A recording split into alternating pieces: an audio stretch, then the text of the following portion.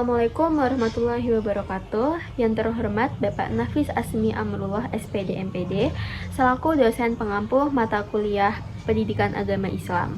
Izin memperkenalkan diri, nama saya Kamila Hanu Nabila dengan nomor induk mahasiswa 2404020019 dari Pendidikan Matematika Rombel 1. Di sini saya akan menjelaskan sedikitnya dari pengetahuan saya tentang pergaulan, pernikahan, dan hukum keluarga di dalam Islam. Pergaulan adalah salah satu aspek penting dalam kehidupan sosial manusia, karena seperti yang kita ketahui, bahwa manusia adalah makhluk sosial yang pasti membutuhkan atau dibutuhkan oleh orang lain suatu saat nanti. Pergaulan di dalam Islam juga mencakup bagaimana seorang muslim berinteraksi dengan orang lain, yang tentunya dengan mengedepankan adab, mengedepankan etika dan tanggung jawab yang tidak melanggar syariat Islam sehingga dapat tercipta hubungan yang harmonis dan saling menghormati antara sesama umat. Pergaulan juga sangat penting bagi kita yang sedang menginjak di usia remaja. Justru pergaulan antar remaja ini mendukung terjalinnya hubungan sosial yang lebih luas dengan teman sebaya, baik itu di lingkungan rumah, di lingkungan kampus, di lingkungan masyarakat, atau di lingkungan media sosial. Dalam ajaran Islam juga, pergaulan antar remaja ini tidak boleh dilakukan di luar dari prinsip-prinsip Islam. Kita harus tetap menjaga akhlak, menjaga lisan, menjaga pandangan, dan pergaulan antara laki-laki dan perempuan supaya tetap terhindar dari pergaulan bebas. Adapun beberapa etika pergaulan dalam Islam, yang pertama dengan menjaga adab dan sopan santun. Itu dengan cara bersikap sopan dalam berbicara dan bertindak, menghormati orang lain, atau dengan menghindari menggibah. Lalu yang kedua, menjaga pergaulan antara lawan jenis. Itu dengan tidak berdua-duaan, atau dengan menjaga pandangan, atau dengan berpakaian yang sopan dan menutup aurat. Lalu yang ketiga, memilih teman yang baik. Dapat dilakukan dengan cara bergaul dengan orang-orang yang soleh, menghindari perilaku yang buruk, menghindari pergaulan yang buruk, dan memilih teman yang nyambung atau sefrekuensi yang sama-sama bisa diajak mengejar kebaikan. Lalu yang keempat, dengan menghormati orang lain dan hak-haknya. Itu dapat kita lakukan dengan cara menghargai pendapat orang lain atau dengan menjaga hak dan privasi mereka. Lalu yang kelima, dengan menjalin silaturahmi. Dapat kita lakukan dengan mempererat hubungan keluarga dan sahabat, atau dengan memaafkan dan bersikap pemaaf. Yang terakhir, yang keenam, berperilaku jujur dan amanah. Selain itu, ada beberapa prinsip-prinsip beretika dalam pergaulan. Yang pertama, kesopanan dan sopan santun. Yang kedua, kejujuran.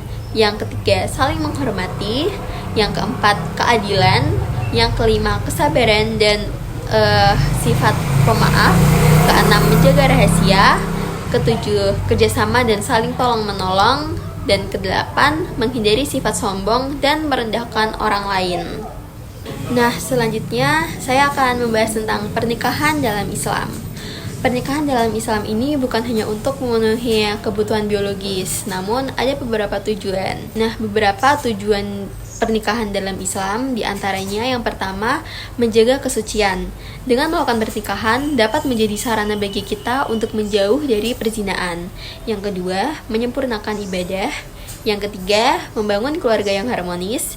Yang keempat, menciptakan keturunan yang soleh.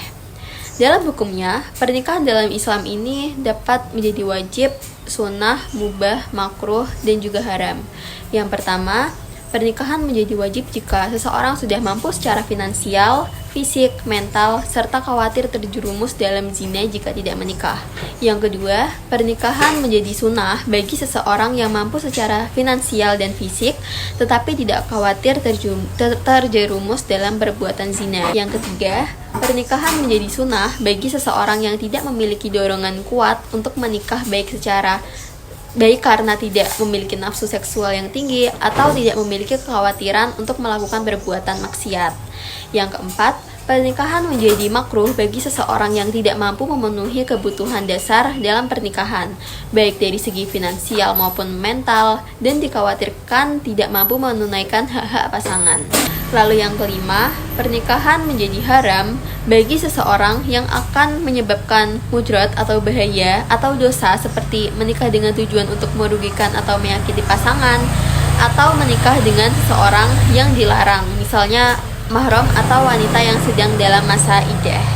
Pernikahan dalam Islam bukan hanya untuk merupakan ikatan hukum, tetapi juga ikatan suci antara seorang laki-laki dan perempuan untuk membentuk keluarga yang islami. Dalam pernikahan terdapat hak dan kewajiban yang harus dipenuhi oleh kedua belah pihak, antara lain adalah yang pertama, hak suami.